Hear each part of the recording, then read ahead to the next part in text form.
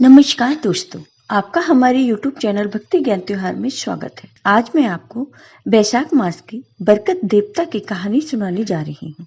अगर आपको ये कहानी पसंद आए तो कमेंट बॉक्स में बरकत देवता की जय अवश्य लिखिए। बरकत देवता की कहानी सुनने से हमारे घर में हमेशा बरकत बनी रहती है। वैसे तो इस कहानी का आप कभी भी 7 दिन का नियम लेकर उद्यापन कर सकते हैं, लेकिन बैसाख मास बड़ा महीना माना जाता है, इसलिए बैसाख मास में ये कहानी सुनने से हमारी गृह लक्ष्मी के हाथों में बरकत बनी रहती है तथा घर के भंडार हमेशा भरे रहते हैं। तो बैसाख मास में आप बरकत देवता की कहानी जरूर सुने। किसी गांव में एक साहूकार साहूकारनी रहते थे। साहूकार साहूकारनी बहुत ही धार्मिक प्रवृत्ति के थे। उनके 5 बेटा और बहू थे। उनके परिवार में कई पीढ़ियों से किसी के भी बेटी नहीं हुई थी, और जब साहूकार की छोटी बहू की बेटी हुई तो पूरा परिवार बहुत ही खुश हो गया।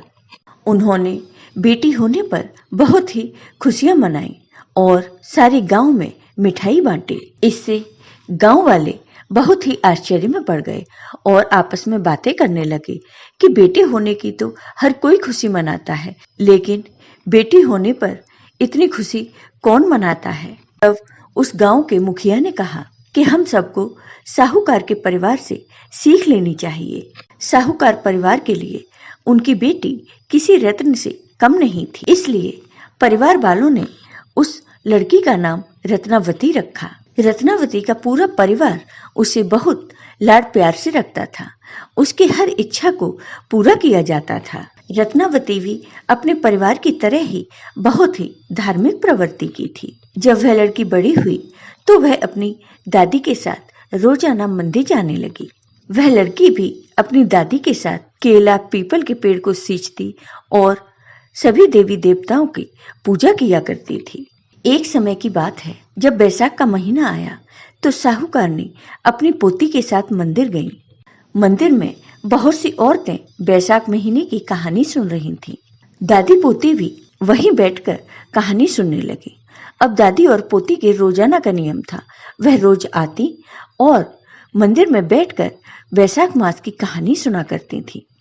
एक बार की बात है, एक बार कहानी सुनाने वाली औरत ने कहा कि मैं आज आपको बैसाख मास की बरकत देवता की कहानी सुनाने जा रही हूँ। कहानी सुनने के लिए रोजाना 7 दिन का व्रत करें और व्रत के उद्यापन के लिए भगवान विष्णु के मंदिर में बरकत देवता की कथा सुनें। इससे कहानी सुनने वालों के घर में कभी भी धन धान्य की कमी नहीं होगी और घर में हमेशा अन्न धन के भंडार भरे रहेंगे तथा परिवार के पुरुष तथा महिलाओं के हाथों में हमेशा बरकत बनी रहेगी।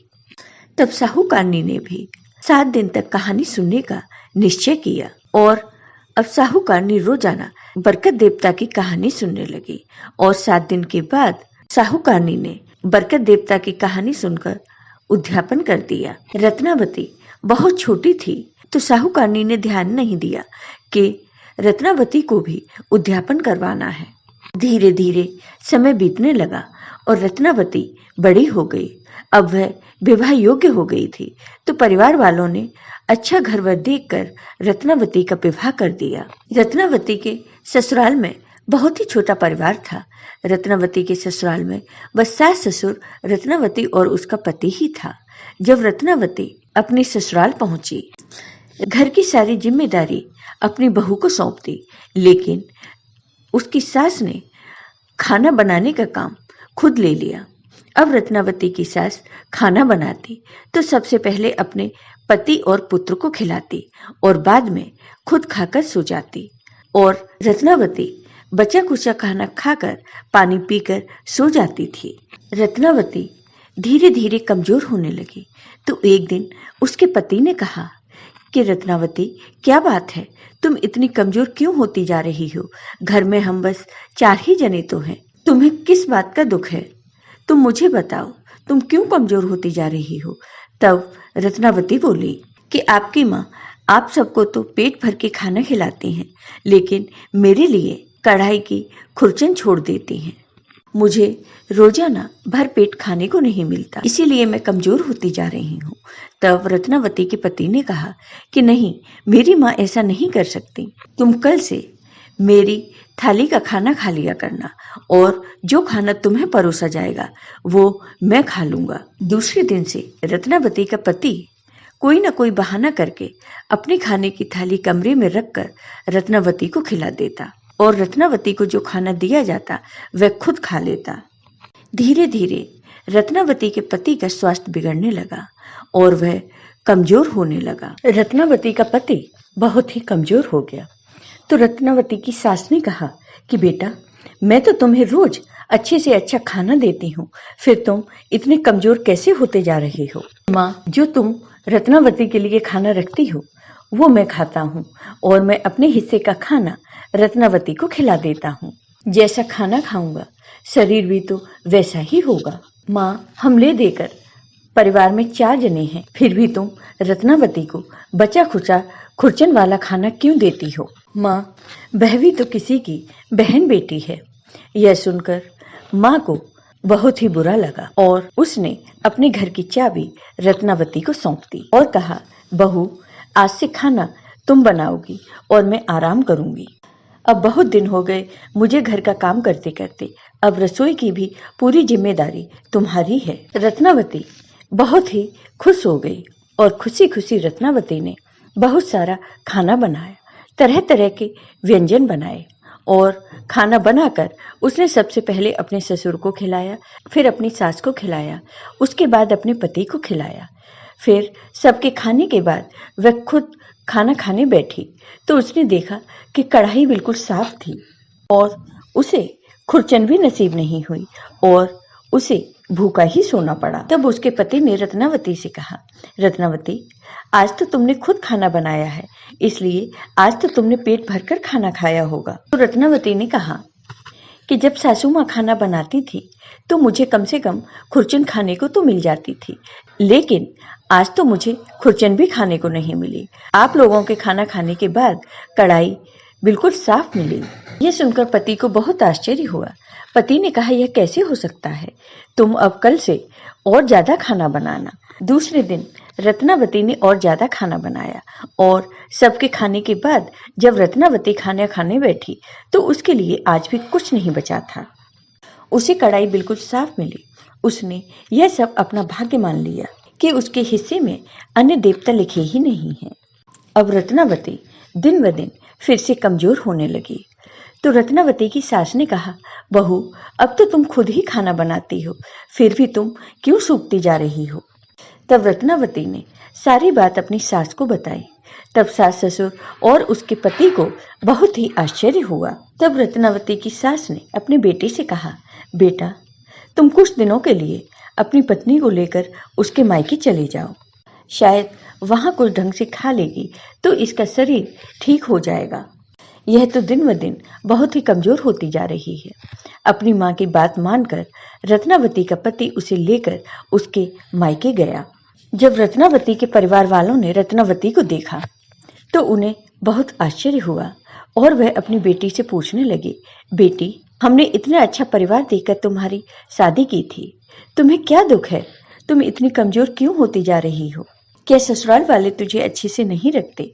तब रत्नावती ने अपने परिवार वालों को बताया कि मेरे हिस्से में अन्य देवता लिखे ही नहीं हैं और वो सारी बात अपने परिवार वालों को बताती है और वह कहती है कि अन्य देवता मुझसे रूठ गए हैं और मेरे भाग्य में खाना लिखा ही नहीं है। रत्नावती की बात सुनकर रत्नावती की दादी को पूरी बात समझ में आ गई। तब रत्नावती की दादी और माँ ने रत्नावती को बरकत देवता की कहानी सुनने, व्रत करवाने और उद्यापन करवाने का निश्चय किया। दूसरे ही दिन से रत्नावती ने बरकत की कहानी सुनी, व्रत किया। 7 दिन तक व्रत रखकर और कहानी सुनने के बाद 8वें दिन उसके हाथों बरकत देवता की कहानी का उद्यापन करवाया। फिर वह मायके से अपने ससुराल आ गई। जब वह अपनी ससुराल आई तो उसने अपनी सास को सारी बात बताई कि माँ जी, बरकत देवता मुझसे नाराज थे, इसलिए मेरी दादी माँ ने मुझे 7 दिन तक व्रत करवाया और बरकत की कथा सुनवाई और 8वें दिन मेरे हाथों उद्यापन करवाया। अब आज से मैं आपको बरकत की कहानी सुनाऊंगी, आप हुंकारा भरना। तब रत्नावती ने अपनी सास से पूछा कि माँ जी, आपने खाना खा लिया क्या? तब रत्नावती की सास ने कहा, बहू तू भूखी रहती है तो हम खाना कैसे खा सकते हैं? हम तो तुझे देखकर तू इतनी कमजोर हो गई है, बहुत दुखी हैं। तब रत्नावती ने कहा, माँ जी, आज से मैं आपको कहानी सुनाऊंगी और 7 दिन तक व्रत रखेंगे और 7 दिन बाद बरकत की कथा का उद्यापन करेंगे। तब रत्नावती ने बरकत की कहानी सुनाई तो सास ने हुंकारा भरा और रत्नावती के सास, ससुर और पति सब ने कहानी सुनी। 7 दिन तक उन सब ने व्रत किया और 8वें दिन उन्होंने बरकत का उद्यापन किया। बरकत के उद्यापन के लिए वह विष्णु भगवान के मंदिर गए और उद्यापन में नारियल, मिश्री, मिठाई और दक्षिणा चढ़ाई। सभी ने भगवान से अपने घर में बरकत बनी रहे इसकी प्रार्थना की और पहले जो उनसे गलती हुई उसके लिए क्षमा मांगी। इसके बाद घर आकर रत्नावती ने खाना बनाना शुरू किया तो उसकी सास और पति ने कहा कि बहू, आज तुम बहुत सारा खाना बनाना। तब रत्नावती ने कहा, नहीं माँ जी, मैं आज देखना चाहती हूँ कि बरकत देवता मुझसे अभी भी नाराज हैं कि खुश हो गए। आज मैं पहले जितना खाना बनाती थी उसका आधा ही खाना बनाऊंगी।